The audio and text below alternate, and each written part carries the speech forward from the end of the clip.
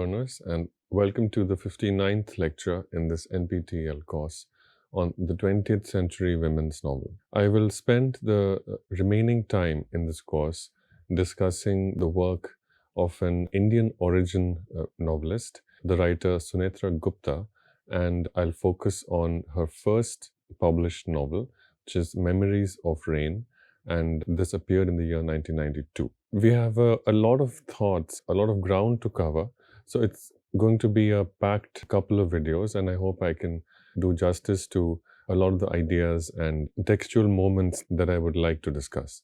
So I'll start with a brief biographical and cultural context. Sunetra Gupta was born in 1965 in Calcutta and spent a childhood traveling pretty much all over the world. The family spent many years in Africa, specifically in Ethiopia and Zambia. And this was because Gupta's father was a professional academic, a historian, a professor of history, and the family moved and traveled wherever the job took him. After this, Gupta studied microbiology at Princeton University before going on to complete her PhD in theoretical epidemiology at Oxford University, and has since continued to hold a variety of doctoral and postdoctoral positions, and is now a professor of theoretical epidemiology at Oxford University. Now, in addition to holding down a position with a very active, a very ambitious agenda of research, teaching, and academic work, Gupta is also a published novelist, has published not only Memories of Rain in the year 1992, but has consistently published novels at a very consistent and very active rate. I think there are 4 novels that Gupta has published today, and all of them have been received exceedingly well. And one repeated refrain that we hear in a lot of the journalistic reception of Gupta's work is that she is frequently hailed as among the most powerful contemporary literary heirs of Virginia Woolf. Now, I'll pause there and zoom out a little bit to try and offer context to 2 very important observations that I've just made. The first is I'll try to offer some context on the difference and the similarities between 2 approaches to describing the world, that is, between a scientific and a literary approach to describing the world and to conveying that description to one's readers. And second, I'll try to offer some context on the dialogue between modernism, especially literary modernism or canonical literary modernism as it is understood to emerge in the writings of a very small group of writers, writers such as Virginia Woolf, T.S. Eliot, James Joyce, and a few others. Writers who congregated in Bloomsbury areas of London. Between this consortium of creative minds on one hand, and what is known today as post-colonial writing, or what is otherwise also sometimes known in a different category, but which has a lot in common, a lot of overlap with post-colonial writing, and that body of writing is called Indian English writing. It is frequently understood that there are great differences between literary modernism and post-colonial writing. Intellectually and culturally speaking, these 2 modes of writing have a lot of disparity. They are at diametrically opposing ends of a cultural and imperial spectrum, which is to say, literary modernism was produced by writers who, in terms of their bodily identities, were beneficiaries of the British or the European colonial setting. And to take the same comparison, writers who are today known as post-colonial, or writers who are today known as part of the tradition of Indian English writing, were not beneficiaries of the empire, but in many powerful ways were writing back to the empire. As in Salman Rushdie's phrase, the empire writes back, and the phrase was later taken by the scholars Bell Ashcroft And this kind of diametrical opposition is very commonly assumed to exist. I'll offer an understanding of these two cultural modes in order to demonstrate that often what appears to be different actually hides some deeper similarities. So the same thing applies both to the comparison between modernism and postcolonialism, as well as the affordances that a scientific and a literary approach to describing the world give us. So the first, we live in a world where we are frequently allowed to, encouraged and allowed to think that science is the realm of objectivity, the realm of accuracy, the realm of verifiable, quantifiable data. And the very opposite of this verifiable, quantifiable, logical, accurate world is something that can be found in the world of the humanities. And to take an even more starkly opposed set of comparables, the work of a scientist may be seen to be in stark opposition to that of a novelist. And yet here we have a figure who's a professor of theoretical epidemiology, who is actively publishing, teaching, and producing academic work, who's conducting and publishing research on the spread of communicable diseases such as influenza, HIV, etc., and who is also, in addition to and almost in a parallel universe, not quite in a parallel universe because they are the work of the same person, but it would appear to be a parallel universe because the audiences of these two kinds of work are often different.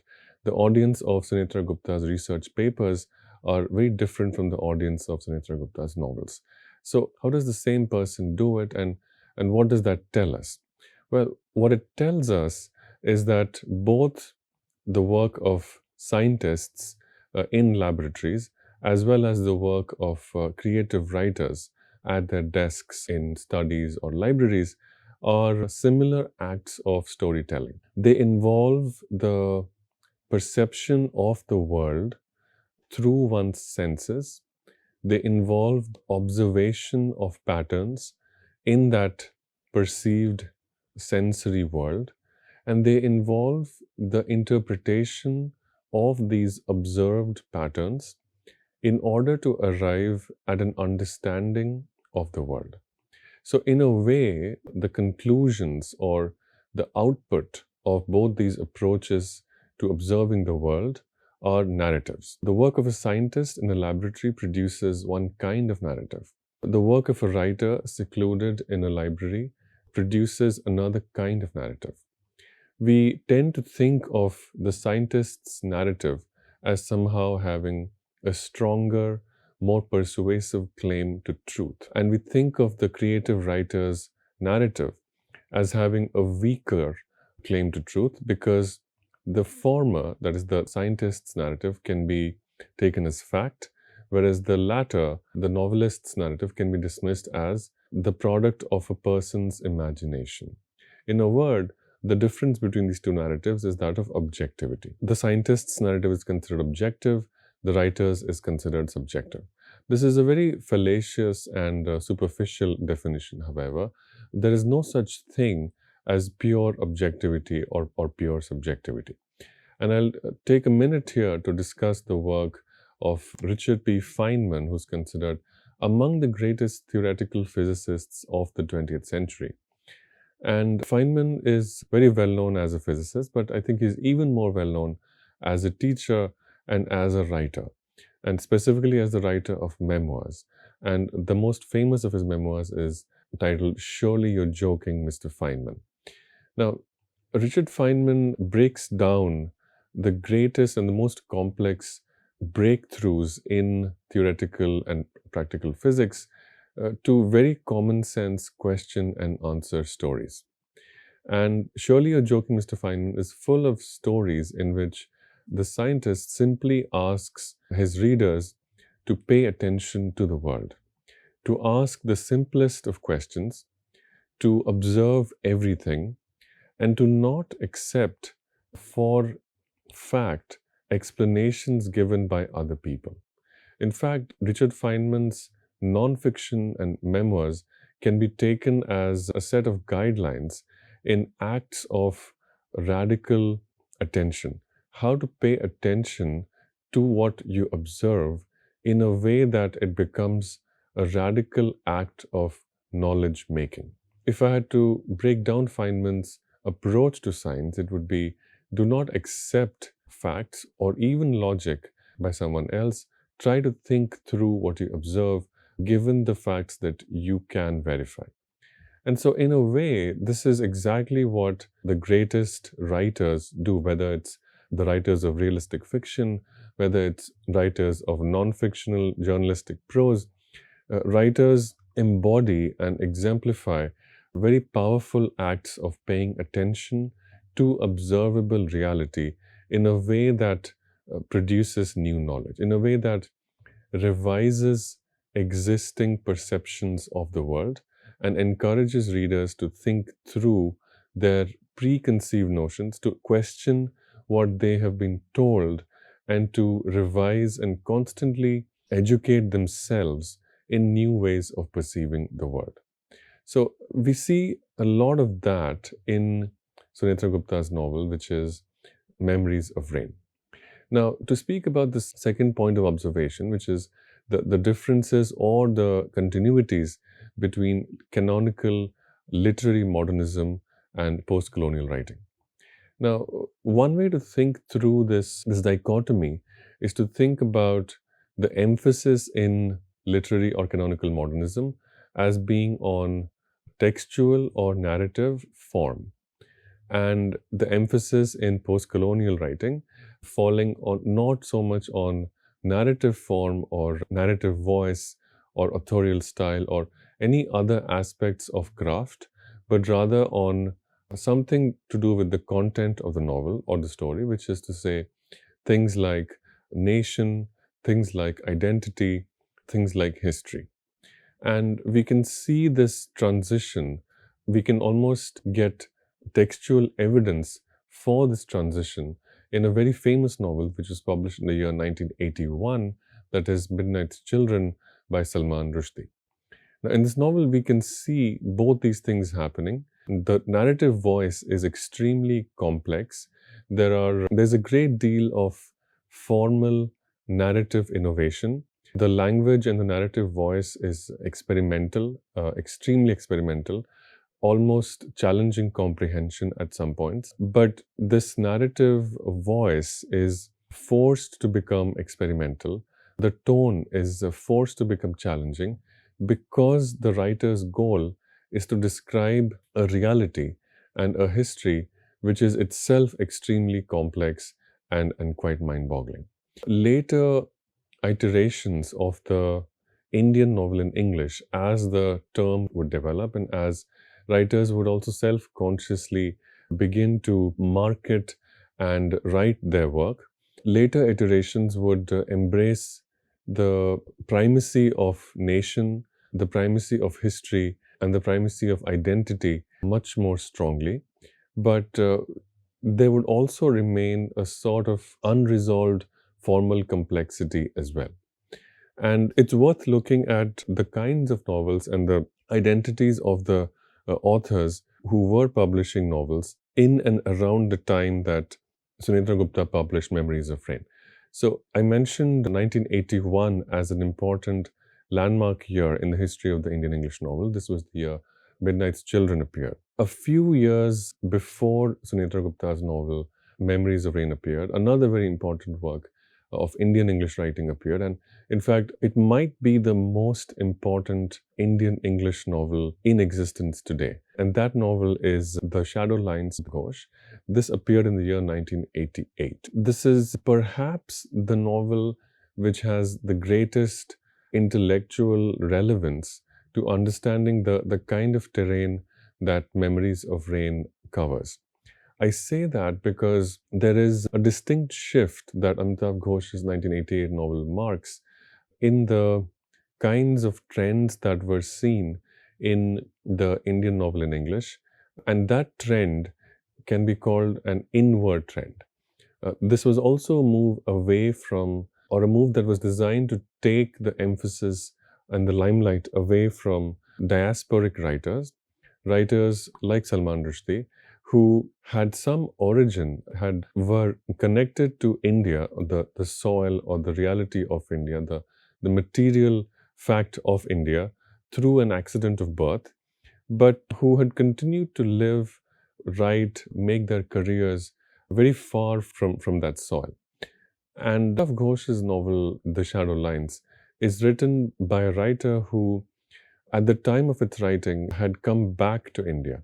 To be clear, Amitav Ghosh's education is no less cosmopolitan and no less global than that of Salman Rushdie or any of the other writers. Educated all over the world with fieldwork as an anthropologist in Egypt, Ghosh was an academic working in Delhi at Delhi University, and it is through the experience of living in India, the challenges, the ambitions, the fears, the anxieties and the joys of living in India, but with a sensibility that was educated in and informed by a very, very global, cosmopolitan, and eclectic intellectual tradition.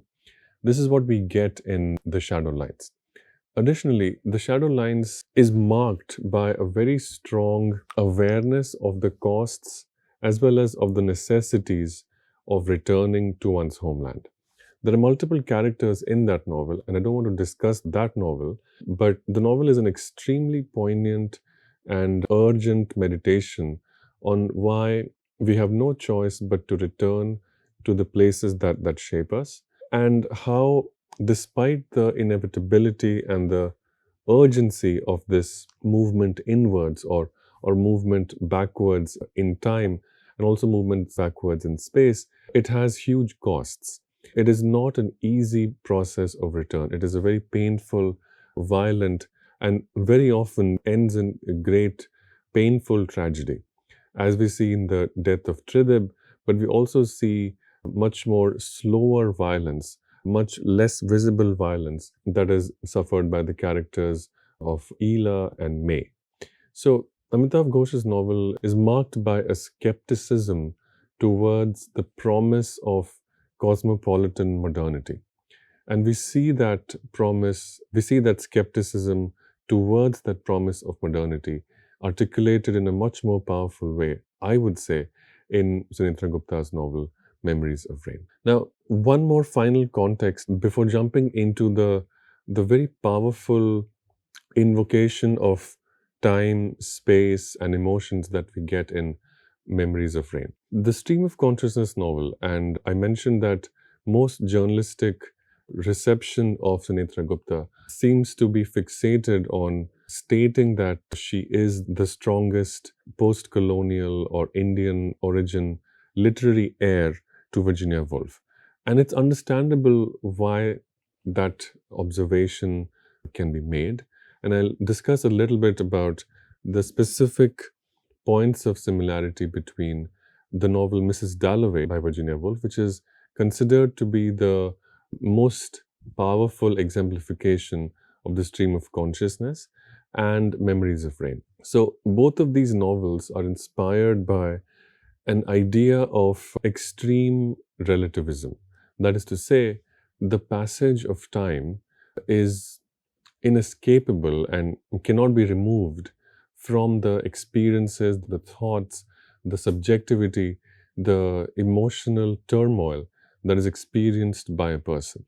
Which is to say, time, the passage of time is experienced differently, and therefore time is different for different people based on the kinds of experiences these individuals have had.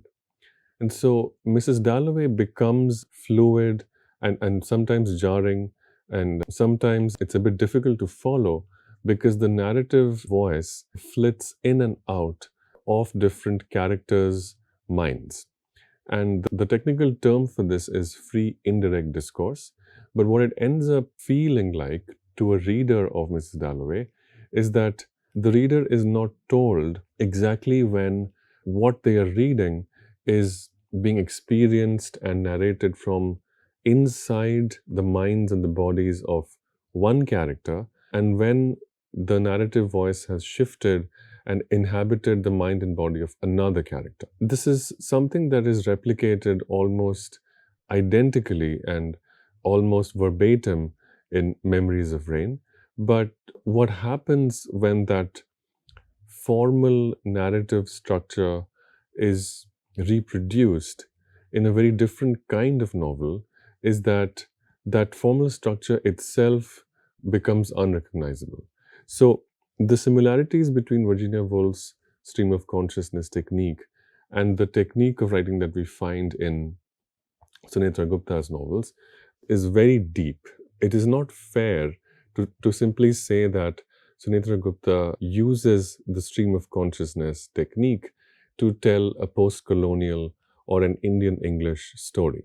In fact, no such pronouncement can be made without a very deep, thoughtful, painstaking, and slow process of reading through Gupta's novel at least a few times. So it's a very dense novel, but it's also a very powerful novel. In fact, I think I can say this without controversy that among all the novels I have assigned and read and discussed in this course, the novel that I'm ending with, which is Memories of Rain, is in some ways the most powerful reading experience that I've had. And I feel quite happy that I was able to read this, and I hope that everyone who's taking this course will also take the time to appreciate and I think also enjoy what a great text this is. So it's great because of the way it compresses and expands time. This is something that we find in Mrs. Dalloway as well. And I just want to make a quick comment about the similarities between literature and science and how this impulse or the tendency to compress and expand time in a novel is a direct influence of what creative writers were picking up from their counterparts in different departments of their universities, so to speak.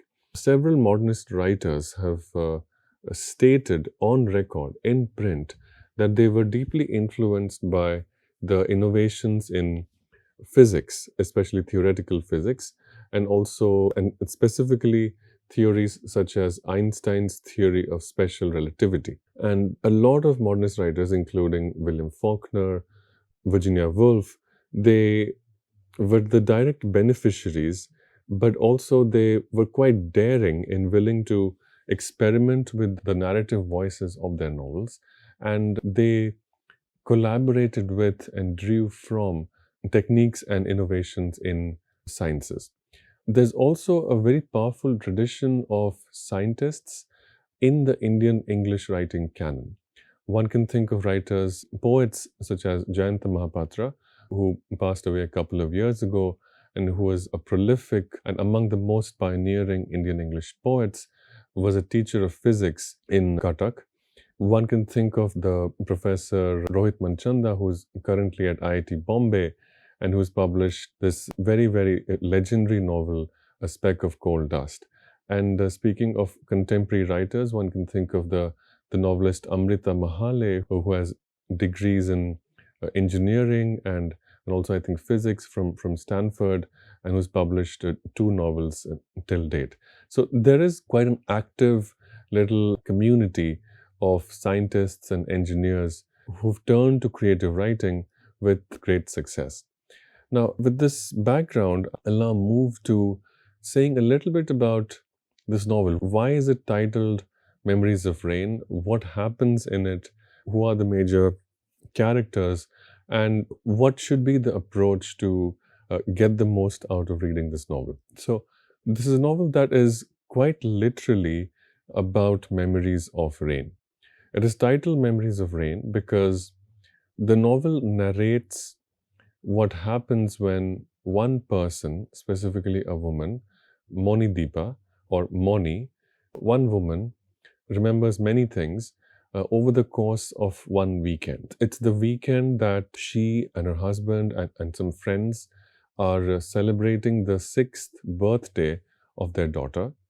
But the real event that this weekend is staging and is going to lead up to, and which no one knows except the readers, except the narrator who has chosen to let the readers in on this something of a dark secret, which no one but Moni Deepa knows, is that at the end of this weekend, on Monday morning, Moni is planning to leave things. She's planning to leave her husband. She's planning to leave the country where she has settled, that is England. She's planning to return to her hometown, that is Calcutta. And she builds up, repairs, questions, critiques, doubts, and then also consoles herself as she builds up the resolve to follow through with this decision. She is frequently inflicted, she's frequently assaulted, and sometimes she actively reaches for memories. These are memories of rain because specifically she remembers two spaces, two climates, two geographical contexts, but also two very different emotional contexts. And both of these are marked by different kinds of rain. Although the rain is of different quality, it has a very common material feature in that it is quite incessant.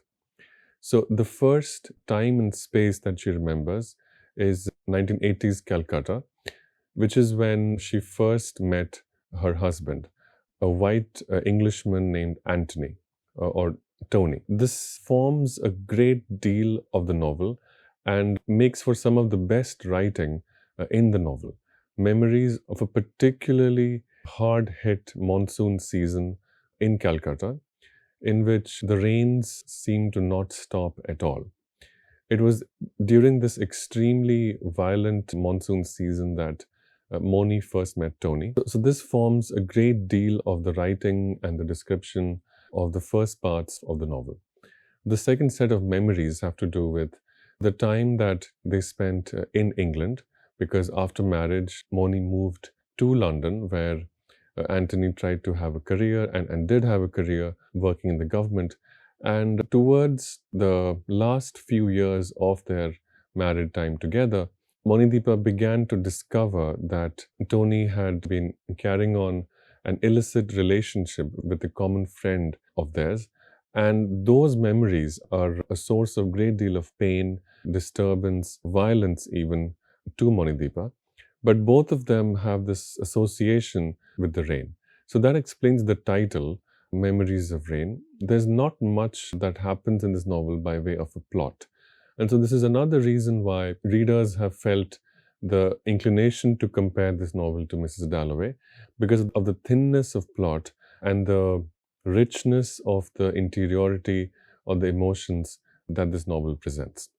I'll stop here and continue and conclude this discussion in the next lecture. Thanks.